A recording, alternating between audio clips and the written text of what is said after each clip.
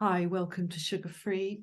This is my second reading for the solar eclipse, new moon solar eclipse in Libra, which has just passed about 20 minutes ago.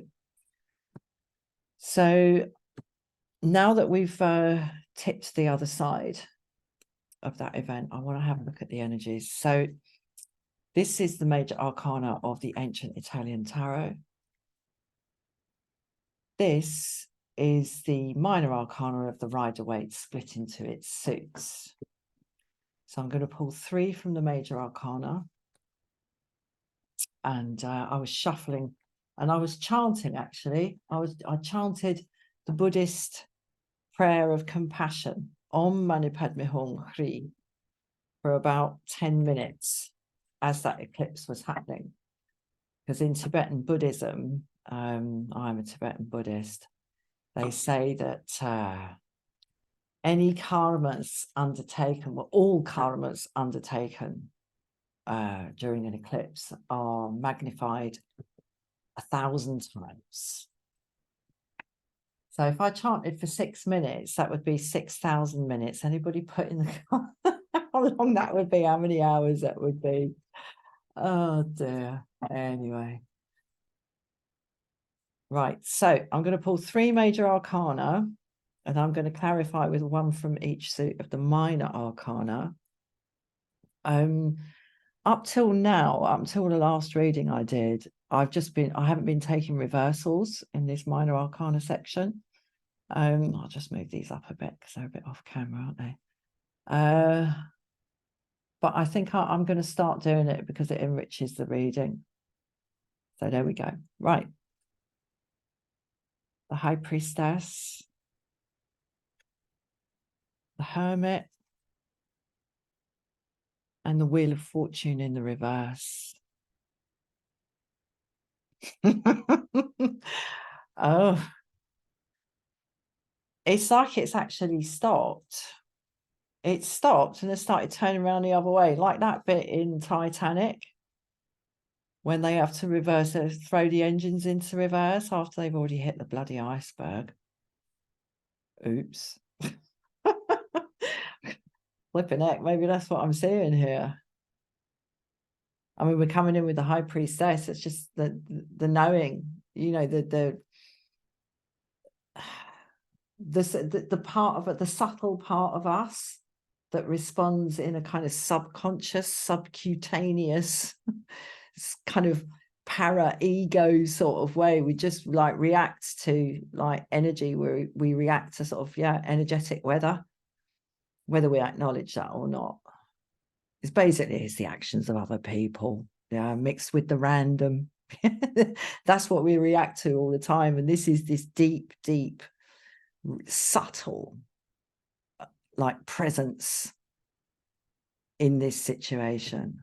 It's sitting in the middle. We've got the Hermit. That's going to be interesting to have a look at what's going on there, because I don't know, maybe things are going to go quiet for a while.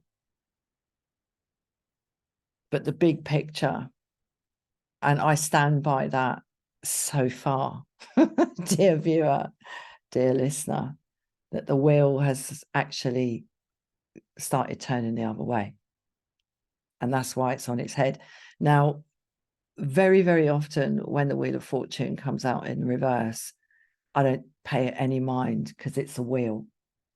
And a wheel just goes round it. But it's never, ever struck me before that a wheel can go round, depending on what is mounted on the wheels and the purpose of the movement. A vehicle can either move forward or it can move backwards. A wheel can turn in both directions. And I'm ashamed to say that has never occurred to me before, but it is in the context of what it is carrying and the purpose and direction of the kind of the motivation of the movement of that thing. Uniquely human, the wheel. And there's a kind of Janus quality about this. Janus being the Roman, I believe, god that the month of January is named after, with one face looking backwards and one face looking forwards. That's the kind of moment we're in. Maybe it's more that, but I do get a sense of a tipping point having been passed about half an hour ago. Right, let's clarify. Where am I going to go first? Okay, I'm just going to do this one. Okay, we've got the Six of Pentacles in the reverse. This is both unfairness in terms of who gets what, and this is about resources. Like, I mean, money is an energy, isn't it? Money is an enabler in and of itself. It's just like bits of data in a server and bits of metal and bits of paper. Oh, and your little plastic card, but that's all about the server. It's just, it's inanimate. It's got no, it's a very, very strange thing, money. Very strange thing. I did quite a lot of research into the history of money a while back, and yeah, I mean, when money is a commodity with a value that can rise and fall, it kind of changes the nature of it. It ceases to be just a neutral token of exchange. It starts being a driver of things in its own right. Anyway, there's unequal distribution here, and I don't know, because the Six of Pentacles, one of the things I find interesting about it is that little rip in that cloak there, revealing a red robe underneath. So there's a kind of pleading poverty thing going on here. But that's on its head as well. And I mean, maybe the kind of maybe the nature of this unfairness is kind of plain to see. It's not concealed. I don't know. Let's see. Okay. The Five of Wands, a battle between equals, which is sort of, well, maybe just battle. I mean, for two entities to be in a battle, and here we've got five, but for battle to ensue, you need more than one. And you know, each person brings their particular kind of attributes into battle as they bring it into all areas of life.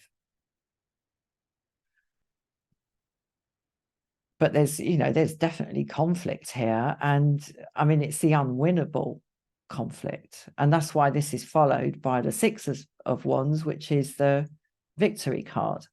So there's this stage here of just like batting shit back and forth before it then like bursts into the Six, where there is actually a victor. And I mean, we don't know from looking here at these five equally matched combatants here, whether there are two teams, one of three and one of two, or one of four and one of one. You know what I mean? Or whether they're all equally battling over the same thing, and it's like last man standing. It's a bit brutal, though. Four of Swords. Yeah, well, I mean, it's not just trying to think what is the Five of Swords. Can't picture it right now. It's keeping stuff quiet, but not necessarily in a deliberately deceptive way. It's just holding back on saying certain things because it's not the right time. And it's very, to me, it really does link back up with the High Priestess here. where we've got this kind of trouble going on here. The acts of mental and verbal karma, the enactment of mental and verbal karma is like on the back burner. While this, I mean, the trouble is this kind of unfairness and deception here in the Six of Pentacles in the reverse inevitably leads to this conflict. And maybe that's what's not being said. Don't know. Okay, look at that. Well, don't let the good times roll. Three of Cups in the reverse. That's where we are right now. Okay, like it's not a time for partying. And perhaps alliances might be being strained. I mean, it's interesting, the sort of collective aspect of this, because, I mean, okay, we've got three people here, but they're of very different status. Even these two, as I are of different status, because this one's genuine, this one is not. But, you know, they're all of different status, but we got the equal status of the five youths here. And we've got the equal status of the three ladies here. Maybe the three fates. I don't know.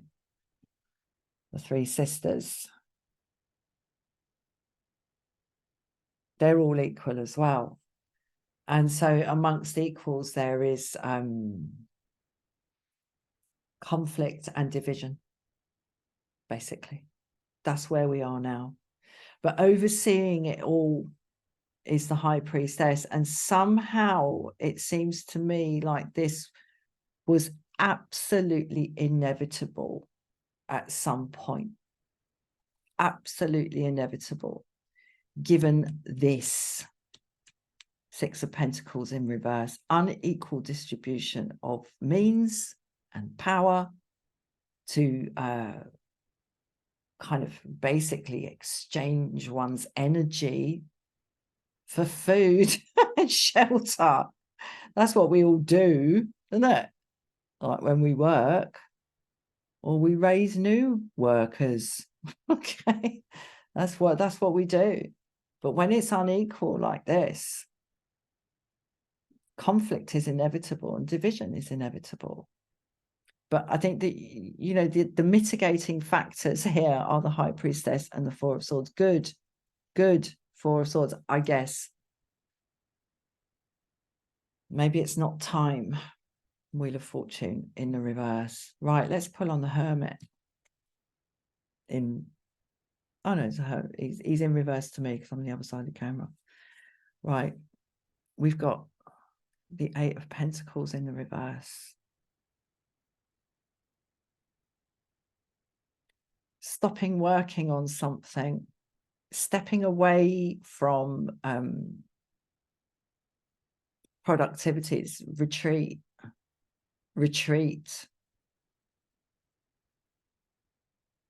This is really, the Hermit is going into the cave here and stepping away from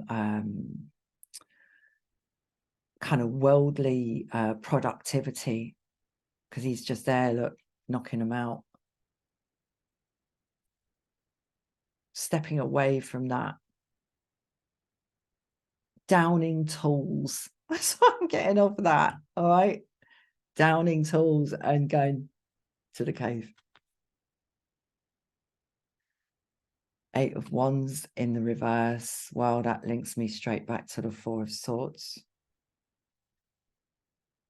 Sort of downing tools, incommunicado, into the cave.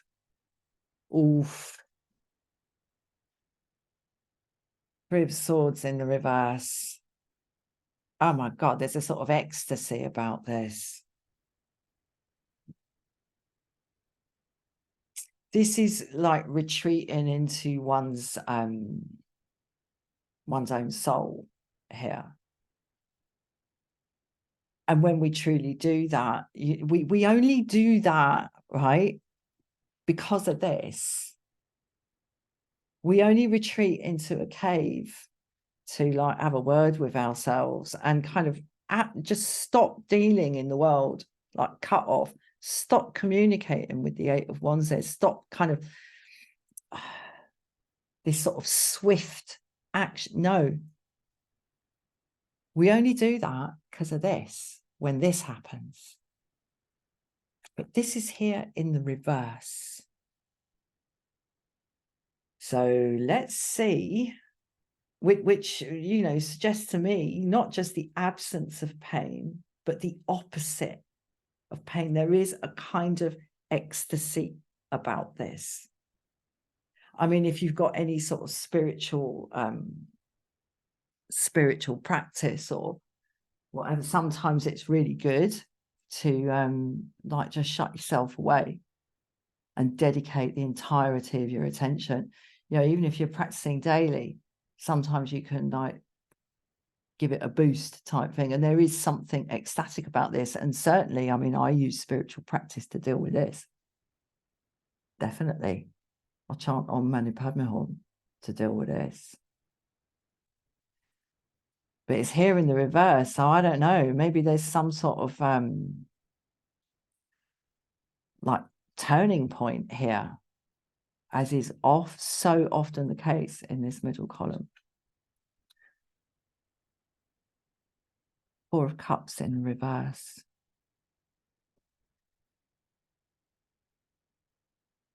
Oh. Okay, I'm seeing a real wish here in this middle column for peace. A wish to not be active, a wish to not kind of proliferate, to not sort of make stuff happen in the world, to not proliferate like action and connection here. The Eight of Wands in the reverse. And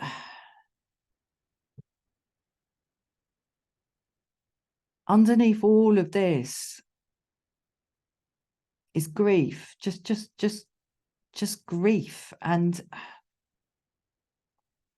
when grief is long held, I'm seeing longevity in this as well, in the fact that this is in the reverse. The Three of Swords is in the reverse here.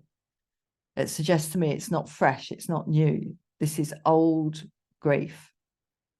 And when old grief, okay, there's old grief there.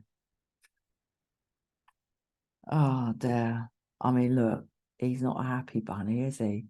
I suppose a hermit rarely is, in terms of how the hermit is depicted in tarot decks. But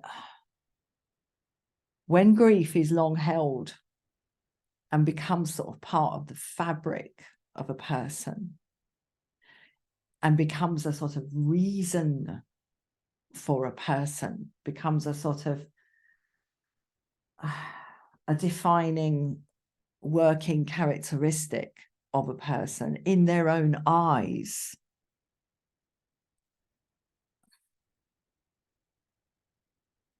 I don't know, that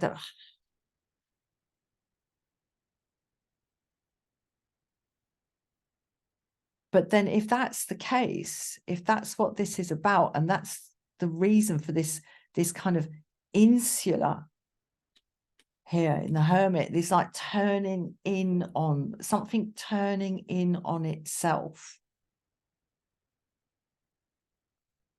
And here in the Four of Cups in the reverse, I'm seeing this is so shut down. There's something so shut down about this. I mean, you know, the Four of Cups is about a choice to not engage emotionally with something or with someone, despite the offer of the Ace there, out flipping nowhere. But in its reversal here, I'm not seeing that it's like the opposite, that there is then a choice to engage because it's in no. I'm saying that this this offer here is just not even going to come in. This is like a desert, man. It's gone beyond no thank you.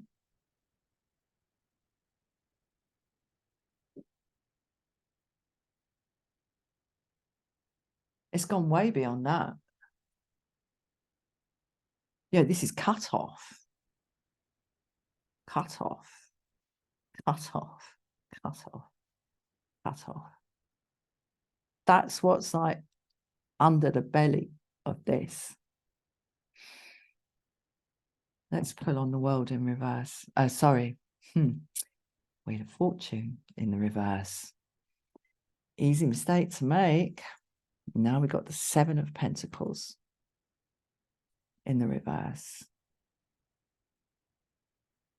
Something fruiting too early or being left on the bush too long and rotting on the vine.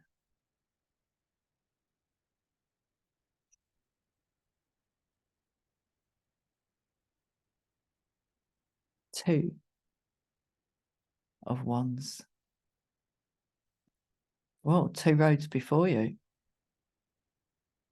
You know, is the wheel going forwards or is it going backwards?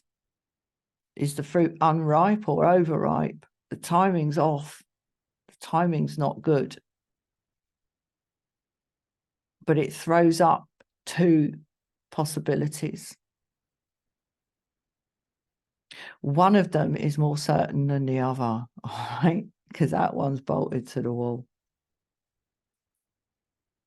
So that one's secured. So it's kind of changed its nature, this one. It's changed its nature because it can't be, it's part of a wall now, that one that's bolted there.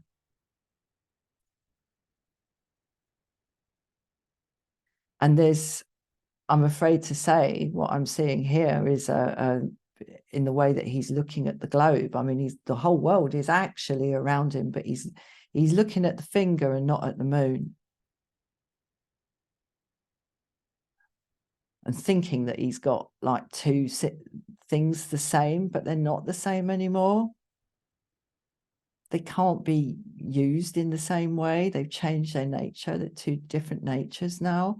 And there's a kind of myopic thing going on here in the way he's staring at that globe when he's surrounded by the actuality of the world.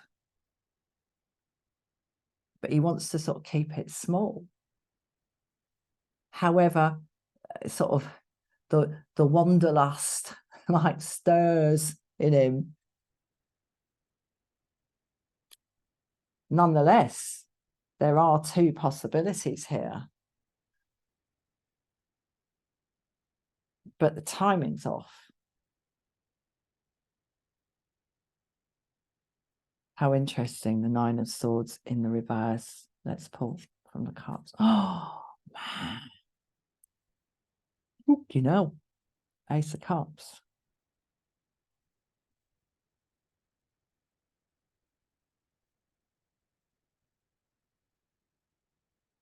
Okay, well, I think here a choice is taken here in the Two of Wands. And there's something here in the Nine of Swords in the reverse. There's something here about it no longer being appropriate to worry or kind of rack your conscience, right? Sitting in tears in your bed in the middle of the bloody night. It's not about that anymore. So something here, there is this is pivotal.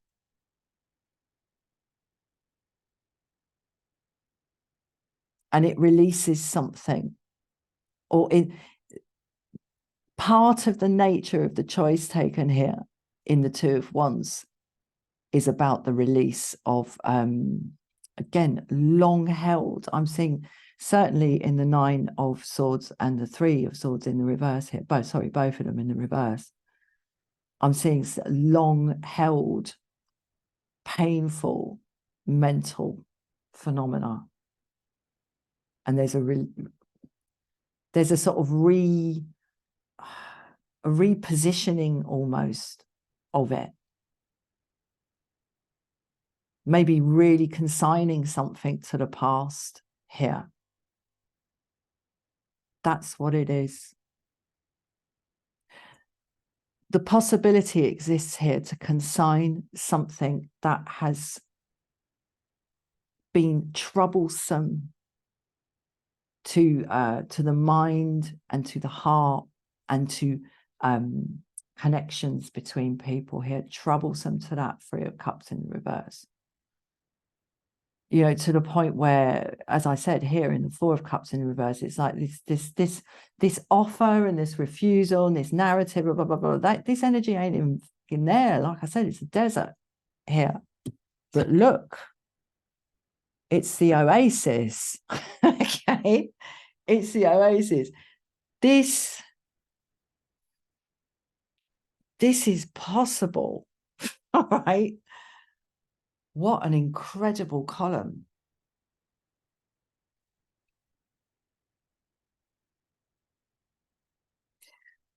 This thing in the Seven of Pentacles in the reverse here about is the fruit not yet ripe or overripe.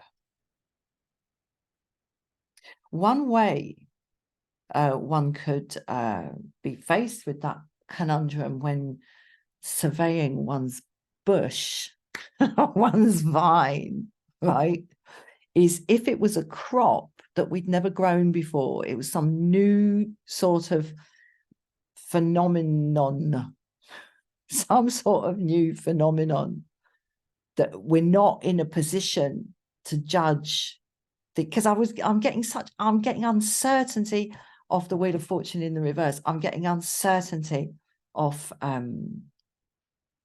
the Seven of Pentacles in the reverse. But here in the Two of Wands, a move is made, and it's tiny. It's as tiny as that globe in comparison to all the territory around him. It's tiny, but